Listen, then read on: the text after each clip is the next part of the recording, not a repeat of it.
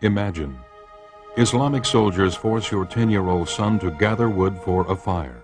The soldiers pressure him to convert to Islam.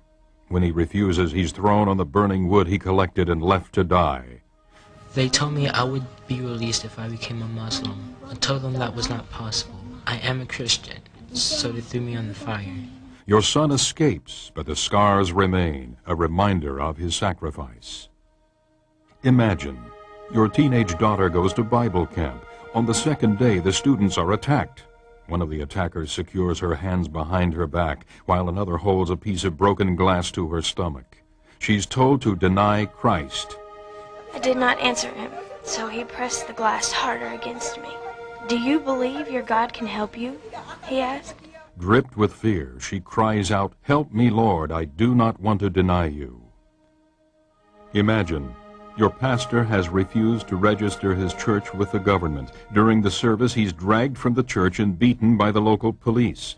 When the officers find a Bible hidden in his shirt, he's beaten with it. After returning home, I felt pain all over my body.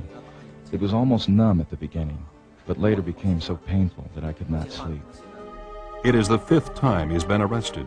If he's caught again, the police say they will kill him. Every day, thousands of Christians are persecuted for their faith. Hundreds are martyred, about 1 every 3 minutes. They're not heroes or statistics, they're family. In over 40 nations around the globe, our family is assaulted for their testimony of Jesus Christ. In most instances, the persecution could have been averted if they had simply denied Christ. But they didn't, and they won't. In Sudan, an Islamic army set on jihad, or holy war, has systematically targeted Christians. Death and suffering can be seen throughout the countryside.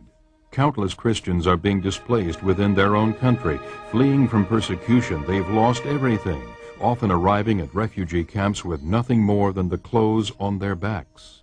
In spite of heavy persecution, the church in Sudan continues growing at astonishing rates. Many of the believers bear the scars of their faith, but they also bear a testimony to God's faithfulness.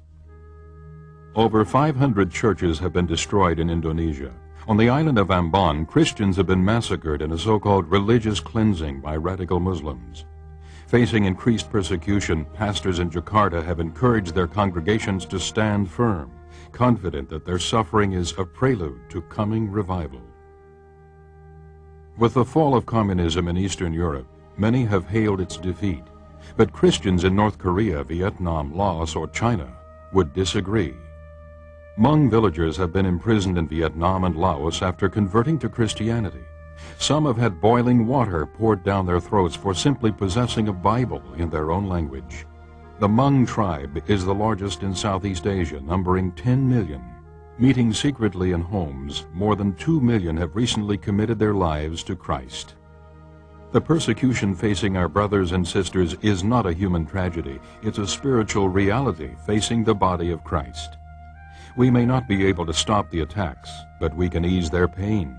Through prayer, encouragement, and practical assistance, we can fellowship in their suffering.